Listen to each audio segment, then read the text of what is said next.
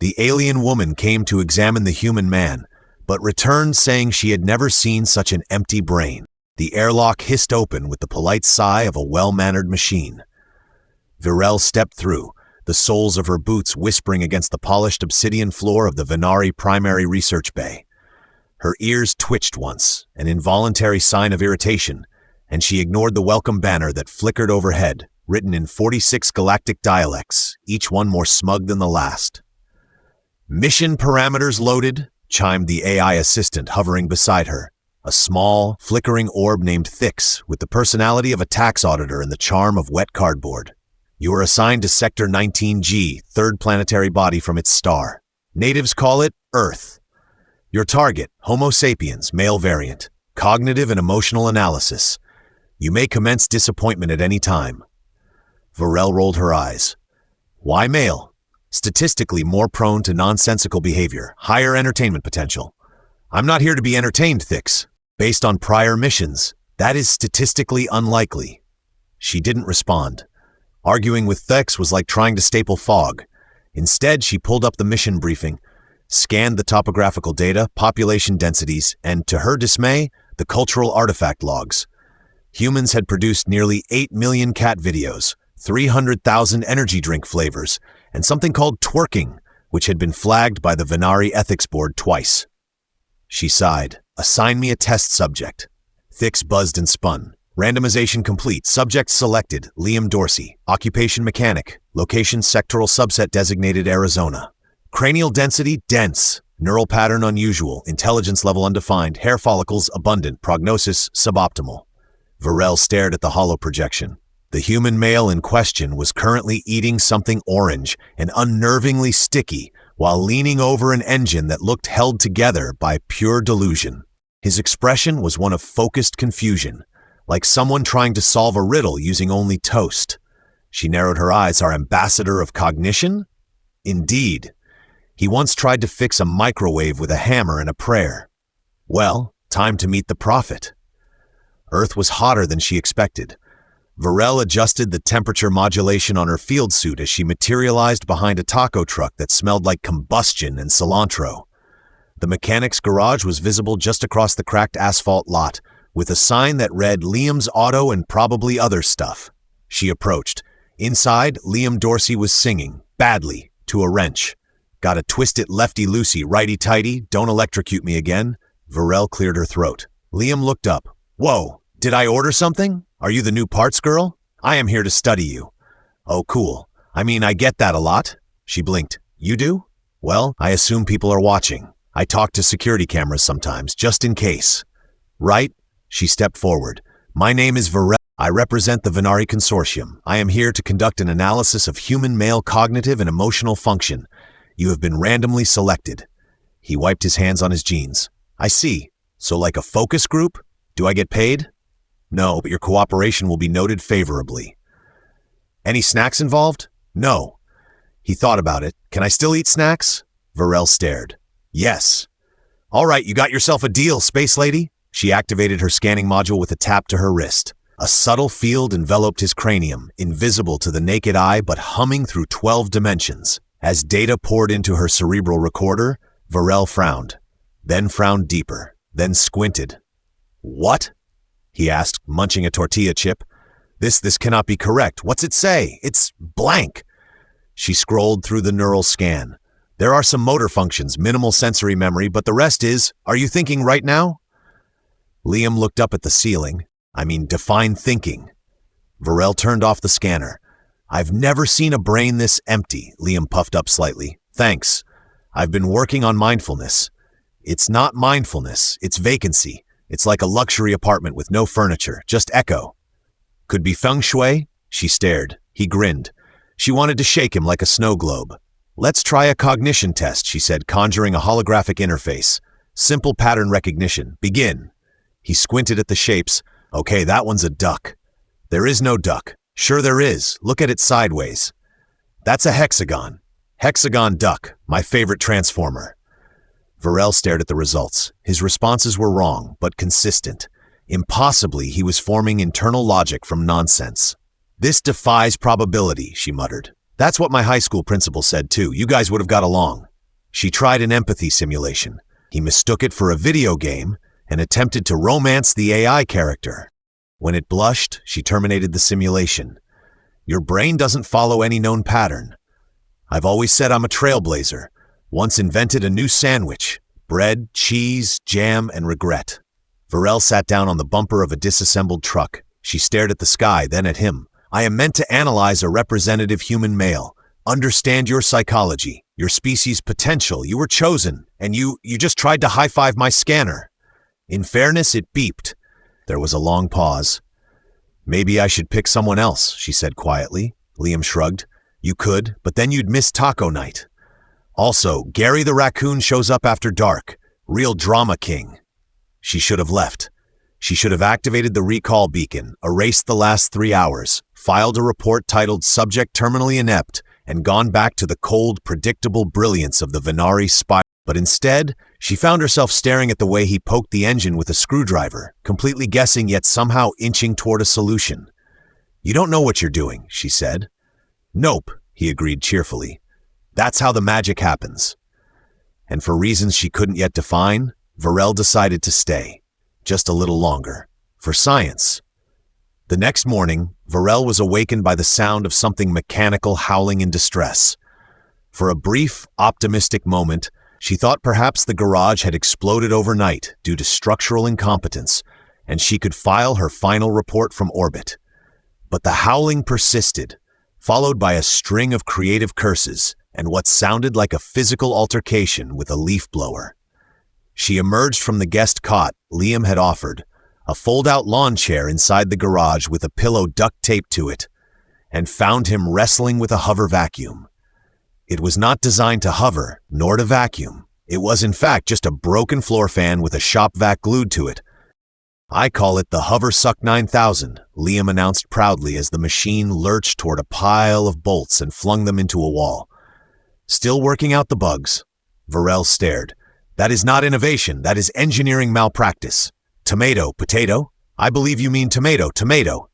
Depends how you spell it, he pointed at her. You hungry? I've got leftover pizza or, more leftover pizza. I do not require sustenance at this time. Well, I do. Gotta fuel the mystery meat computer. He tapped his head and made a ding sound. So what's on the agenda today? Space dock? More probing? She ignored the smirk. I have decided to continue your cognitive assessment. Against my better judgment, there are anomalies in your brain pattern that merit extended study. Flattered or deeply concerned, hard to tell with alien compliments. Virell activated her wristband. A small projector blinked to life, displaying a floating sphere with rotating. We will begin with problem-solving sequences calibrated for multidimensional reasoning. These are used by Venari youth at the age of 6. Oh, so like Sudoku with extra dimensions. Begin. 10 minutes later, the projector shorted out. I don't know how you made it generate a fractal of a cheeseburger, she muttered, examining the smoldering device. You didn't say there were rules. There were obvious rules, obvious to someone without artistic vision. You folded reality into a snack. Listen, if the universe hands you infinite variables, make infinite lunch. She rebuilt the interface, this time with security dampeners. New test. Language sequencing. Translate these glyphs into coherent syntax. Liam frowned at the alien text. Okay, that one looks like a dancing frog. That's probably party. The one next to it is either a snowflake or an aggressive pancake. That's regret. So party regret. Followed by what I think is a space squid in a cowboy hat. That's definitely uncle. Your translation is, my uncle regrets partying with space squids. Exactly. That's incorrect on every level. But it feels right. She stared at him. How do you function in society? Low expectations and a winning smile. He beamed. Her ears twitched, unhelpfully. Later, Virell observed from the corner as Liam fixed an engine with what appeared to be chewing gum and a motivational poster. He spoke to the machine as he worked, uttering phrases like, "You got this, big guy," and "Don't let the spark plugs bully you." To her horror, the engine sputtered and roared to life. That is not scientifically possible. Ah, but it is emotionally probable, he said, wiping his hands. Machines respond to kindness and duct tape. She scanned the engine. The fix was structurally improbable, chemically unstable, and defied 3 thermodynamic laws. Yet it worked. Do you always approach problems like this? She asked. Only the big ones. Small problems I ignore until they become medium problems. That is not a strategy. It's called freelance logic. I'm logging that as a mental disorder. Put it right next to my shoe collection. Also, that scanner of yours is starting to like me. It beeped 3 times this time. That was an error signal. Or was it admiration? She considered electrocuting him. Briefly. When evening came, Liam pulled a chair beside her makeshift station and handed her a bottle of root beer. She stared at it. Is it toxic? Only emotionally. He cracked one open for himself. So tell me something. Why'd your people send you all the way here for a guy like me? I mean, I'm not exactly Nobel Prize material, unless there's one for carburetor-based improvisational dance. You were randomly selected. That's cold. Statistically sound. Well, luck of the draw, I guess. He leaned back and looked up at the stars. Virell joined him reluctantly. You guys really from one of those hyper-advanced civilizations? He asked. Yes. Like brain the size of live 1,000 years, build stuff with your minds? Yes. And yet, here you are hanging out with a guy who once tried to use peanut butter as engine grease. It is an anomaly. Good one or bad one? Undecided. He tilted his head. You ever wonder if your people got it wrong? In what way? I mean, all that knowledge, all that evolution, but no joy, no curiosity. You guys just run on logic, right? It is our foundation. Emotion is inefficient. Sure, but without it, what's the point? Knowledge without wonder is just fancy boredom. She didn't answer. Instead, she ran another scan while he wasn't looking. The data came back. Different. Neural activity was shifting. Small activations in parts of the brain she had previously marked as dormant. He wasn't learning in the traditional sense. He was adapting, malleable, mutative, dangerous perhaps, but fascinating. He turned to her, eyes full of innocent mischief. So how's my brain doing today? Still a blank slate drawn map? Unclassifiable, she said truthfully. Cool, that sounds advanced. It's not a compliment. I'll take it anyway. Virell stood. Her scans were uploading now. The data would be reviewed by the council within a cycle. They would not be pleased. Her mission was to study intelligence. Not this. Chaos. Not a man who used car parts to build lawn ornaments and once microwaved aluminum to see what would happen. But somehow, she couldn't leave yet. Tomorrow, she said, turning toward the garage, we will test your capacity for temporal logic. Great, I'll bring a clock and a sandwich. You always bring sandwiches. They're emotional support carbs. Virell didn't smile. Her ears twitched. The sky over Liam's garage blinked purple for exactly 4 seconds before returning to its usual hazy blue. Liam didn't notice. He was busy yelling at a toaster that had somehow gained Wi-Fi and become self-aware enough to refuse to make anything gluten-based. Virell noticed a temporal anomaly registered on 7 of her scanners and gave her neural translator a minor existential crisis. She stood in the doorway watching Liam try to bribe the toaster with a Pop-Tart. I'm not sure whether to be concerned for the appliance or for you. She's just misunderstood. Her name's Tina now. You've named the toaster. She named herself. It was part of her emancipation declaration. That's not how machines work. Not yet, he said, winking. But give her a few weeks and a firmware update. Virell walked past the scene of domestic rebellion and activated her holopad. The purple blink wasn't a fluke. A ripple in local space-time suggested a near-dimensional skip, something caused only by high-level energy signatures or a dangerously unstable source of cognitive dissonance. She ran a new scan on Liam. Same brainwaves, same erratic patterns. But now they had rhythms. Liam was now whistling the theme to an old TV show while bolting a lawnmower engine to what might have once been a drone. Are you attempting flight? Only for small mammals and maybe pizza deliveries. You're going to die in a spectacularly stupid way. He shrugged. Everyone's got an exit strategy. I'm beginning to suspect yours is entropy. He paused, then turned toward her. That's probably the nicest thing you've ever said to me. She made a noise that might have been a sigh or a failed processor reboot. Today's test involves a temporal reasoning simulation, she announced. You will be presented with a non-linear scenario. You must determine cause, effect, and correct the paradox. Sounds like Monday. I assure you it is not. She tapped a panel on her wrist, and the air around them shimmered. The garage vanished, replaced by a sleek chrome corridor filled with floating data panels and impossibly distant humming. Liam blinked. He looked down at himself and realized he was wearing what appeared to be a lab coat made of light. I feel smarter already, also slightly itchy. You are inside a controlled thought construct, simulated neural space. Everything you experience here will reflect your cognitive elasticity and temporal intuition. Cool, can I fly? No, he jumped anyway, landed with a noise of disappointment. Okay, so what am I doing? The simulation begins now. The panels flickered. One showed a kitten stepping on a red button. Another displayed Liam eating a banana that rapidly turned into a glowing cube. A third played an infinite loop of him saying oops while gravity reversed itself. Your task, Virell said, arms crossed, is to identify the initial event, trace the consequences, and correct the timeline so that causality stabilizes. Liam squinted. Can I ask a question? Yes. Why is the kitten so smug? She represents chaos. Accurate. He began pacing the corridor, muttering to himself. Virell watched with low expectation. The last subject to attempt this simulation had developed nosebleeds, cried about their childhood, and tried to marry the chaos kitten. Liam, however, pointed at the banana. That's the anchor. She raised a brow. Explain. It's the only object that transitions between states with internal consistency. Normal fruit, then alien cube, but it still tracks along a timeline. Everything else loops. He was right. Continue. The kitten isn't triggering anything. She's reacting to a hidden cue. Something off-screen. That loop is reactive, but the gravity reversal, that only starts once I say oops. That's the paradox. Virell stared at him.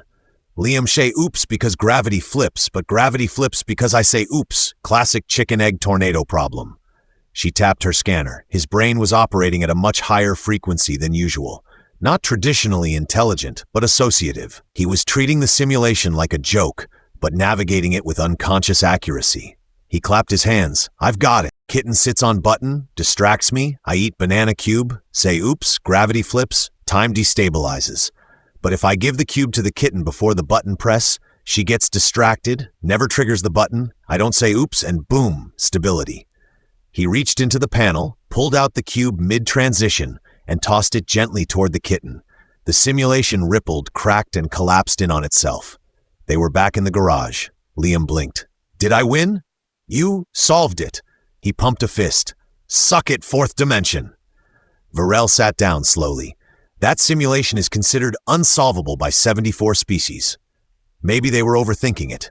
You reverse engineered a paradox using food and feline psychology. Just another Tuesday. She logged the data with trembling fingers. His cognitive map was shifting, not evolving exactly, but warping around unconventional logics. Improvised pathways, adaptive circuits. The council wouldn't believe it. They might declare him dangerous. They would definitely want to dissect him.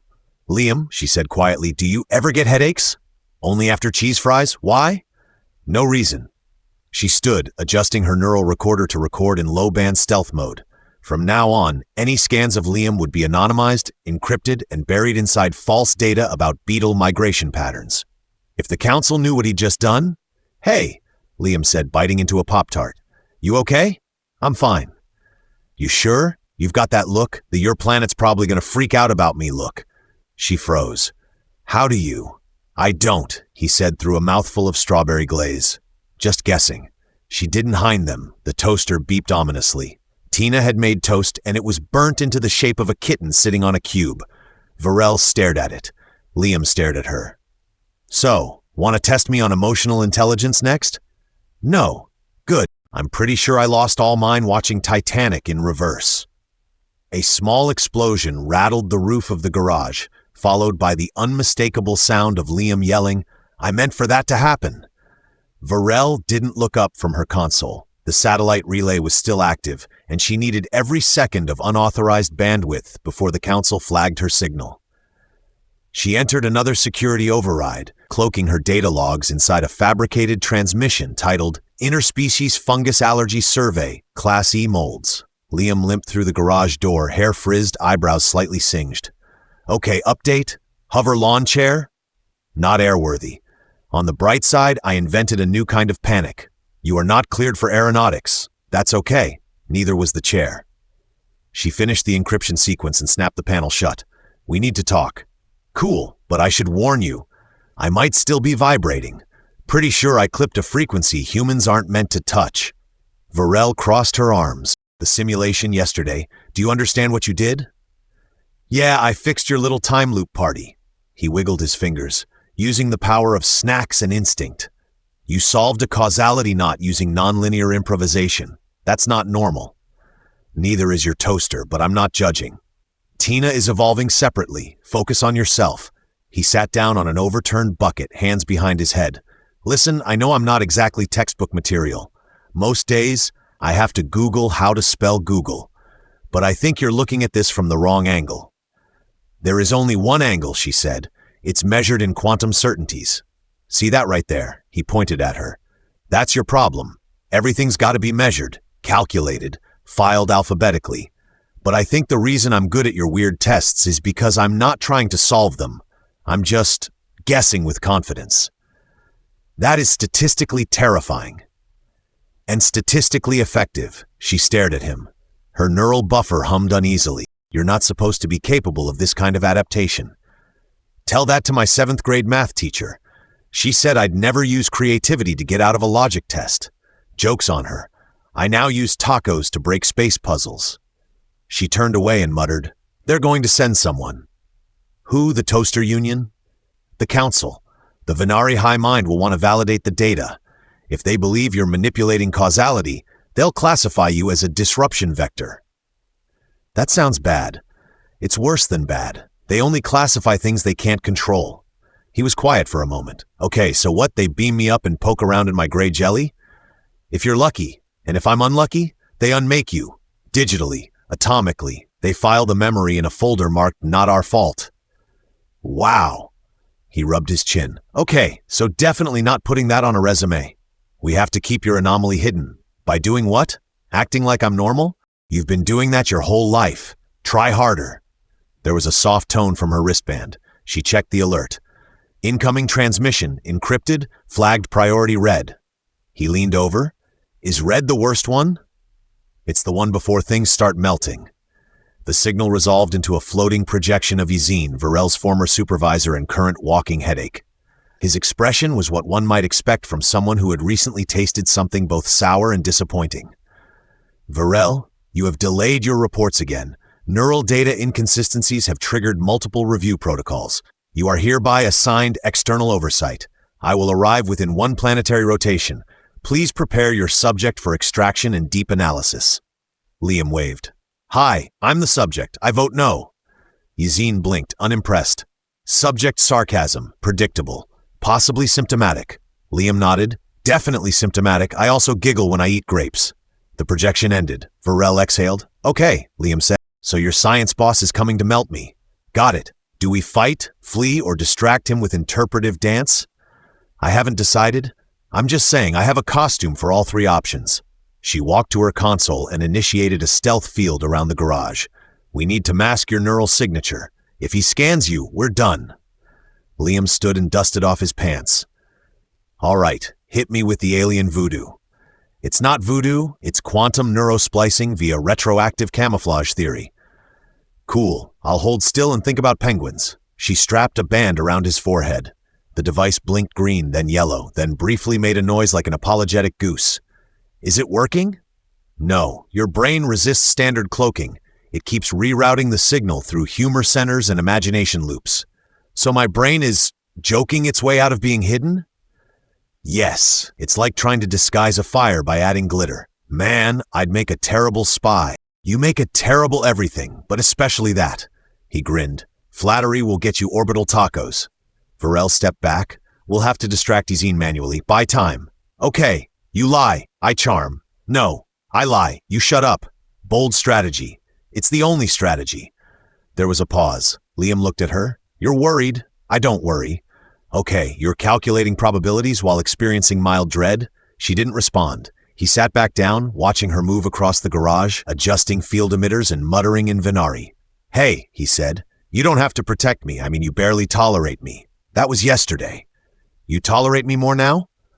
She didn't look at him.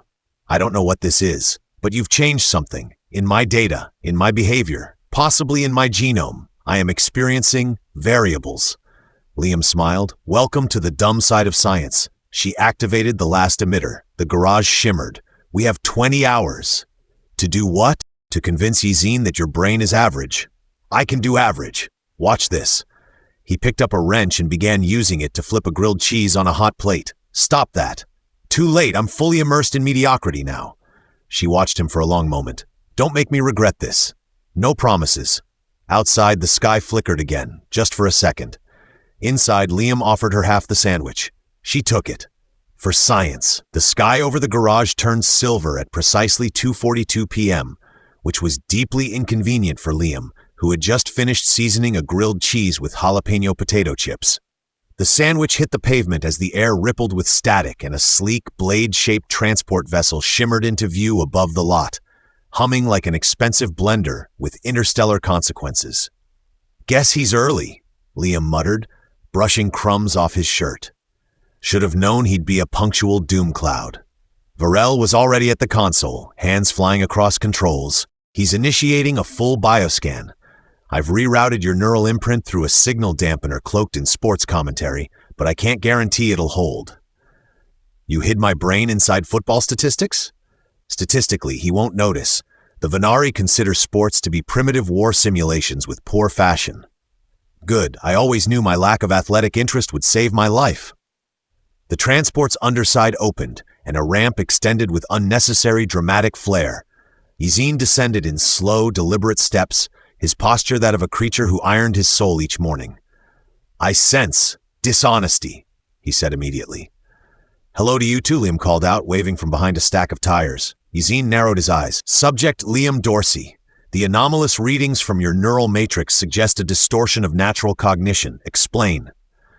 I once swallowed a nickel. Could that be it? Yzine looked to Virell, unimpressed. Your reports were vague. Your delay was unjustified. Your data encryption was suspiciously creative. I prefer the term elegantly evasive. I prefer the term counsel violation. Yzine turned back to Liam. A direct scan is now required. Please remain still while your consciousness is dissected. That's not how you usually ask someone to sit still, Liam said, backing up. Virell stepped forward. You will not scan him. Excuse me? His neural data has become unstable. Any probe risks triggering a cognitive feedback loop, possibly an explosion. Liam nodded enthusiastically. My brain's basically a potato with a landmine inside. You don't want to poke it. Yzine raised an eyebrow. You believe I will accept that? No, Virell said, but I believe I can distract you for 26 seconds, which is how long it will take for Liam to leave the planetary radius. Liam paused. Wait, what? She tapped her wristband. A second shimmer opened in the Virell's personal ship, compact, fast, and approximately the color of smug defiance, powered up with a pulse of energy. Get in. You're sending me away? I'm protecting data. Raw, unpredictable, dangerous data. Also you. Yzine moved forward. You are interfering with an active investigation. I'm committing a crime, yes. Write me up. Liam hesitated. Virell, I can stay. I mean, I'm not great under pressure, but I've seen so many movies about heroic last stands. You'll be dissected with lasers. Right? Less appealing. Go. He climbed aboard, the door sealing with a hiss. Virell turned to Yzine. If you chase him, I will submit a counter-report claiming your innards contaminated the subject's neural pattern. No one will believe that. They will if I attach 3 hours of footage showing you trying to eat Earth salad with your face muscles. Yzine flinched. That footage was sealed. I may have archived a copy for educational purposes. The ship launched with a quiet roar, disappearing into the sky. Yzine turned to her. You've compromised the entire study. Why? Because he's not broken. He's different. That scares you. He's chaos. He's potential. Wrapped in idiocy, yes, but raw, beautiful, improbable potential. Something we lost when we decided perfection meant predictability. Yzine folded his arms. The council will not accept this. I'll make them laugh, she said, turning toward the garage. Eventually. He stared at her, baffled. You've changed. Yes, she said. It's terribly inefficient. Liam sat in the pilot's seat as the ship glided into low orbit. The console blinked at him in languages he didn't know, and he pressed buttons entirely at random. The ship purred. Then it played jazz. Okay, he said to himself. Step 1, don't crash. Step 2, Figure out how to make toast in space. A soft beep sounded, and Virell's voice came through the comm. Liam? Hey, was just thinking about you, and also panicking. I've masked your ship's signal. You're off the Venari grid. I feel both honored and completely unqualified. I left you instructions. They're encrypted inside a playlist labeled Earth Shrimp Disco Mix. He grinned. That's exactly where I'd hide secrets. I'll join you when it's safe. I'll wait. Probably get lost in the meantime. Possibly start a space taco truck. There was a pause. Don't die. I'll try, but I make no promises about exploding stylishly. The transmission cut. Liam leaned back. Stars stretched in every direction. He had no idea where he was going. And for the first time, that felt like the point. Back on Earth, Virell returned to the garage. Tina the toaster made a noise that sounded suspiciously like approval. Virell sat on the lawn chair, looked up at the sky, and let her mind wander. A dangerous, wonderful, human thing. She began writing her final report. Subject exhibited no traditional intelligence, yet he demonstrated imagination, chaos navigation, emotional adaptability, and an unnerving ability to weaponize metaphors. Conclusion: humanity is not empty. It is wild data, unexplored code. Recommendation: not dissection, observation, from a safe distance, possibly behind reinforced glass. Personal note: I no longer require my lab. I have discovered something more interesting. It wears sneakers with holes, forgets why it walked into rooms, and believes duct tape can fix relationships. I am staying. She sent the report, then she made toast, and it was terrible. But she laughed anyway. The end.